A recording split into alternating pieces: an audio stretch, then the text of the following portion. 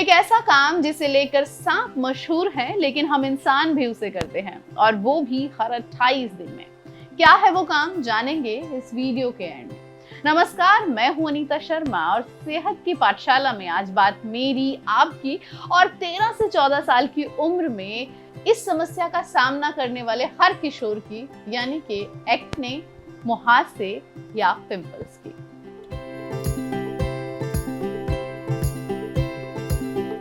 तो सबसे पहले डिकोड करते हैं मुहासों को। आखिर ये हैं क्या और क्यों हो जाते हैं।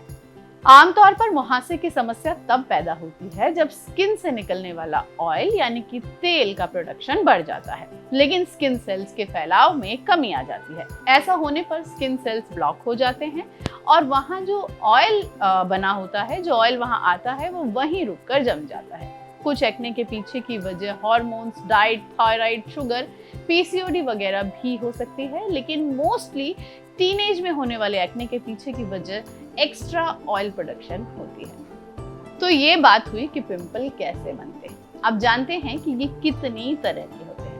सबसे पहले आता है दाना या फुंसी। शायद ही कोई ऐसा इंसान हो जिसने कभी दाना या फुंसी को फेस ना किया हो, जिससे कभी ये हुआ ना हो। ये लाल रंग के छोटे या बड़े दाने होते हैं, शुरू में ठोस होते हैं और इनमें दर्द भी हो सकता है। कुछ दिनों बाद इनकी रेडनेस कम हो जाती है और इनमें पस भर जाता है।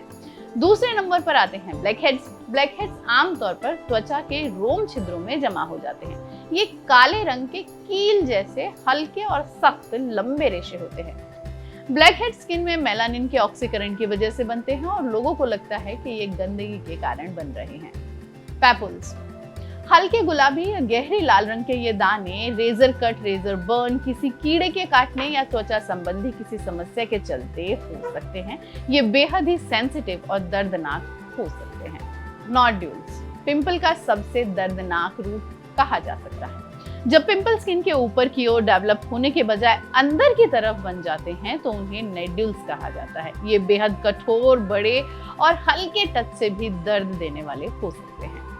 सिस्ट या गांठ, सूजन और घाव के चलते बने पिंपल पुट्टी, सिस्ट या गांठ की तरह होते हैं। इसमें डॉक्टर की गाइडेंस बेहद जरूरी है। कभी भी इन्हें अपने हाथ से ना फोड़ें, टच तो बिल्कुल ना करें। ये कभी दर्द देने वाले हो सकते हैं और पस से भरे भी हो सकते हैं। तो चलिए अब एक्सपर्ट से जानते हैं पिंपल के कारण और इसके इलाज के बारे में हमारे अगले पार्ट, डॉक्टर की सलाह। पिंपल्स, जिट्स, एक्ने, ये तीनों एक ही चीज़ हैं और इसको और ऑलमोस्ट ऐसा कोई टीनेज नहीं होगी जिसमें टीनेजर जिसको ये पिंपल्स ना हो उस time.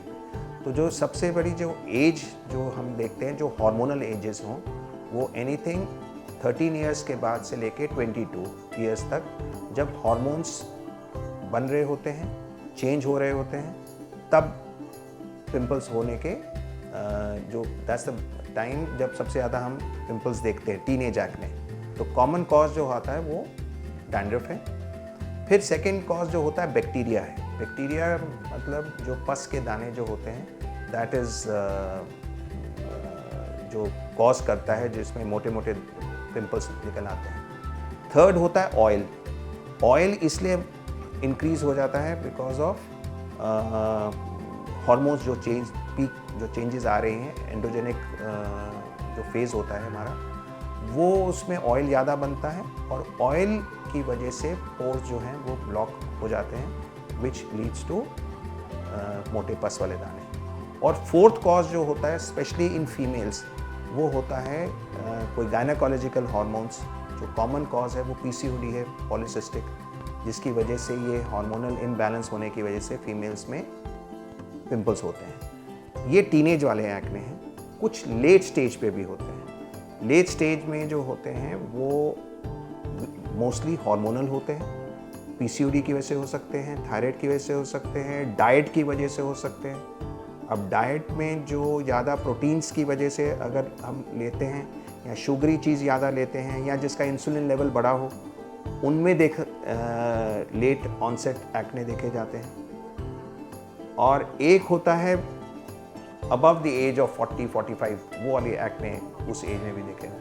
That again is a form of either the diet और the hormones, जैसे मेनोपॉजल में उस स्टेज में फीमेल्स में ज़्यादा देखे जाते हैं। फोरहेड का जो दाने हैं वो इनवेरिएबली डैंड्रफ वाले होते हैं। डैंड्रफ के जो एक्ने होंगे वो फोरहेड पे, बैक पे, शोल्डर्स पे एंड चेस्ट पे होते हैं। दिस इज़ द टिपिकल जो उनका जहाँ होने का जो देखे जाते हैं। एक्ने विच कम्स चीक पे वो टीनेज में देखे जाते हैं, और एक्ने जो जॉ बोन पे होते हैं ज़्यादातर वो लेट ऑनसेट या हार्मोनल इम्बैलेंस जैसे PCOD है उसमें। सबसे इम्पॉर्टेंट कॉज जो होगा वो डैंड्रफ होता है। प्लीज़ अपने बालों का हाइजीन मेंटेन रखें, रेगुलरली शैम्पू यूज़ करें और मेक श्योर कि आपका डैंड्रफ ना हो। फिर दूसरा जो आता है ऑयल। ऑयल के लिए अच्छा फेस वॉश, क्लेंजर्स और कोई भी इरिटेंट उस चीज़ को बिना जो एड्स में आती हैं उन्हीं को देख के मत आप इन्फ्लुएंस हो जाएं, उनसे प्रभावित ना हो कि आप उसको लेके या मेरे फ्रेंड यूज़ कर रही है तो मैं भी यूज़ कर लूँ, तो ऐसा नहीं होना चाहिए। Third is the food what you are eating. खाने में जैसे मैंने कहा कि जिसमें भी प्रोटीन्स ज़्यादा हों उसमें इन्फ्लुएंस हो सकती है, और कई बार डेयरी प्रोडक्ट्स भी हैं जो एक्ने करती है। और फोर्थ है लाइफस्टाइल डिसाइड। अगर आप अपने आप को जितना एक्सरसाइज, जितना आप अच्छा हेल्दी लीड करेंगे लाइफ को, उतने आपके हार्मोन्स बेटर होते हैं। तो जैसा कि डॉक्टर ने बताया, एक ग्लोइंग स्किन के लिए बेहद ज़रूरी है आपकी बेहतर डाइट। ग्लोइंग स्किन और पिंपल्स को मात देने के लिए कैसी होनी चाहिए आपकी डाइट, इसके लिए रुख करते हैं हमारे अगले पार्ट डाइट टिप का।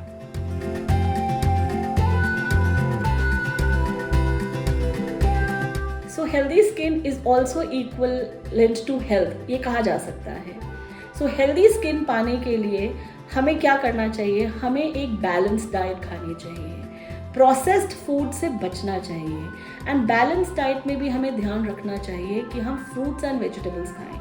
आजकल की young generation fruits and vegetable से दूर होती जा रही है, hence emphasis on fruits and vegetable for healthy skin बहुत महत्वपूर्ण बनता जा रहा है। विटामिन सी से भरपूर फल लेना बहुत ज़रूरी है आपकी ग्लोइंग स्किन के लिए। अच्छा ऑयल बहुत ज़रूरी है। Avocados and omega 3 fatty acids आपकी स्किन को ग्लोइंग बना सकता है। So include avocados in your diet, include lot of nuts in your diet. Nuts are also rich in magnesium, nuts are also rich in selenium, which are helpful for making your skin glow. केसर को भी अगर अपनी diet में include करेंगे, एक strand केसर, एक बूंद almond oil with milk अगर आप लेंगे हर रोज, you will definitely see vitamin E going in you and your skin glowing. खाने के साथ साथ अपने आप को नरिश रखना भी ज़रूरी है। खूब सारा पानी पीजिए। 8 से 12 glasses of water every day is very very important.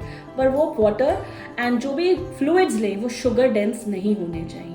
Phyto oestrogens अपनी डाइट में ज़रूर इनकॉर्पोरेट कीजिए। Soya is one example of that. Paneer खाएं, प्रोटीन्स खाएं, लीन प्रोटीन्स खाएं और होल ग्रेन्स खाएं। ऐसा क्या है जिससे योग से ठीक नहीं किया जा सकता? तो चलिए योग से निरोग पाठ में जानते हैं उन फेस योगास के बारे में जो आपको देंगे ग्लोइंग और पिंपल फ्री स्किन।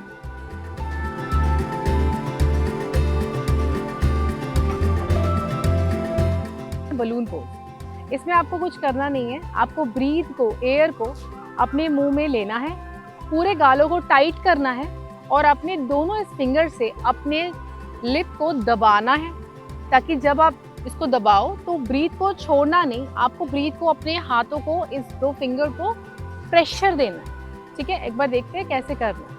इनहेल करेंगे,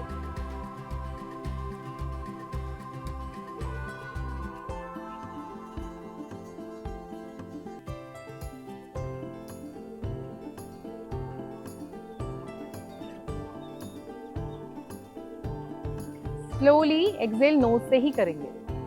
जो दूसरा है वो है पफ योर चिक्स। आपको ब्रीथ को लेना है, एक बार लेफ्ट साइड को पुश करना है, एक बार राइट साइड को पुश करना है। ठीक है, इनहेल करेंगे,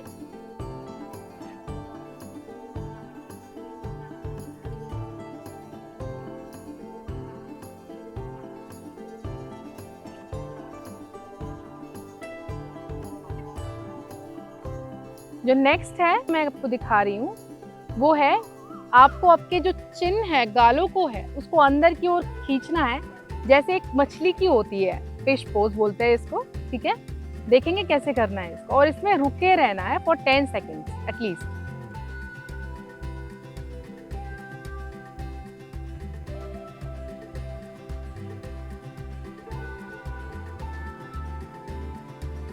जो नेक्स्ट है वो आपको करना है, आपकी गर्दन को थोड़ा ऊपर की ओर करके आपको आपका जो मुंह है एक बार खोलने हैं, एक बार बंद करने हैं। Like you have to feel that you are chewing something. आपको ऐसा लगना चाहिए कि आपको च्यू कर रहे हो, ठीक है। एक बार इनहेल करेंगे, गर्दन को पूरा स्ट्रेच करेंगे और इसको मुंह को खोलेंगे, बंद करेंगे।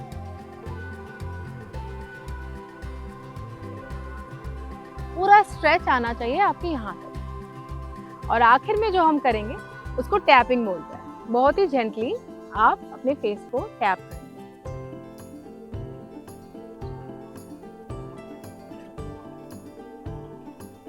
तो अब रुख करते हैं हमारे अगले पार्ट हेल्थ ट्रिविया का, जिसमें हम जानेंगे कि आखिर वो कौन सा काम है जिसे लेकर पहचाने तो सांप जाते हैं, लेकिन हम इंसान भी उसे करते हैं अननोइंगली ही सही, और वो भी हर 28 दिन में।